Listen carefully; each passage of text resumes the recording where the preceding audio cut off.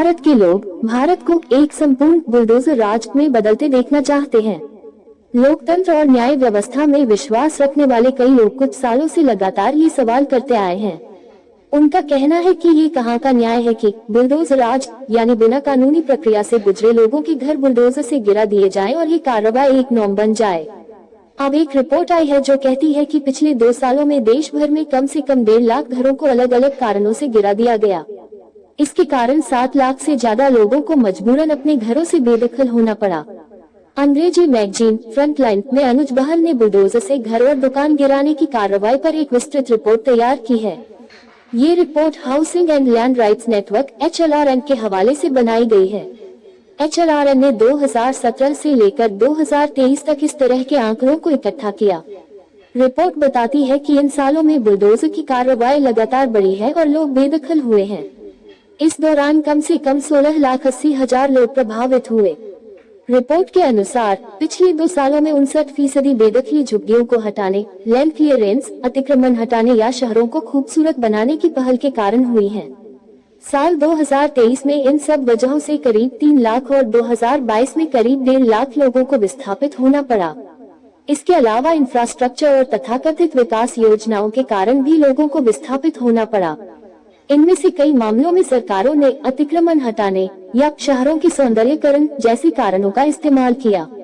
इसमें सबसे हालिया उदाहरण लखनऊ के अकबरनगर का है, जहां 19 जून को राज्य सरकार ने 1169 घरों और 101 व्यावसायिक संपत्तियों को ढहा दिया। इनमें कई लोग दशकों से वहां रह रहे थे। फ्रंटलाइन की रिपोर्ट के मुताबिक कई लोगों ने बताया कि विकास प्राधिकरण बनने से पहले वे वहां रह रहे थे। राज्य की बीजेपी सरकार इस इलाके में कुकरेल रिवर फ्रंट डेवलप करने की योजना बना रही है। हालांकि सरकार का कहना है कि ये सभी अतिक्रमण के दायरे में आते थे।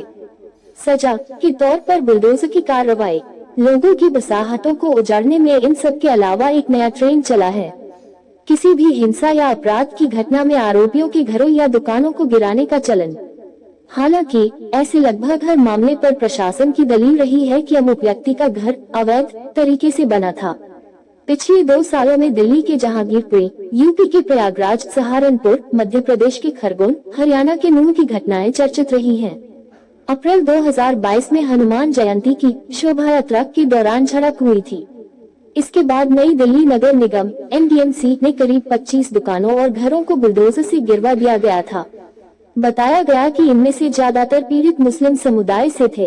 अप्रैल 2022 में ही मध्य प्रदेश के खरगोन में रामनवमी और हनुमान जयंती समारोह में हिंसा हुई थी।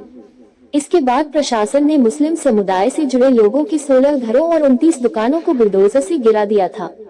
इनमें से एक घर प्रधानमंत्री आवास योजना के तहत बनाया गया था। पिछले महीने ही मध्य प्रदेश के मंडला में 11 लोगों के मकानों को बुलडोजर से गिरा दिया गया।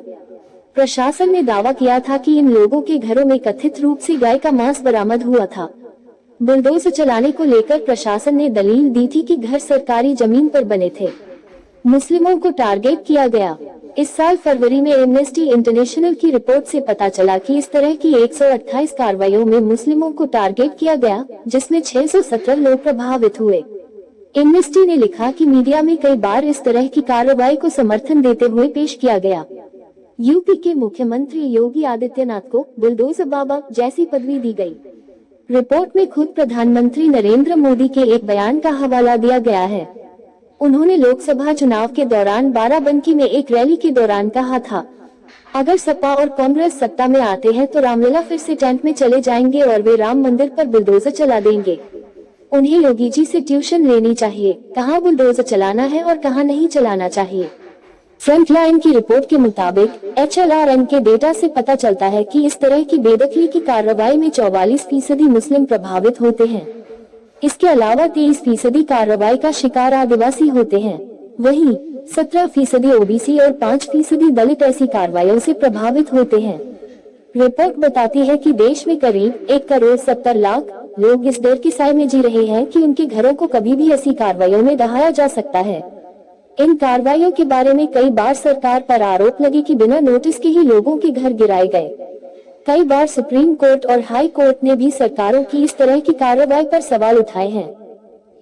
MS पब्लिक हेल्प न्यूज के चैनल को सब्सक्राइब जरूर करें और घंटी को जरूर दबाएं ताकि हमारी सभी खबरें आप तक पहुंचती रहे। और ये वीडियो हमारे फेसबुक पेज पर देख रहे हैं तो फेसबुक पेज को भी फॉलो करें।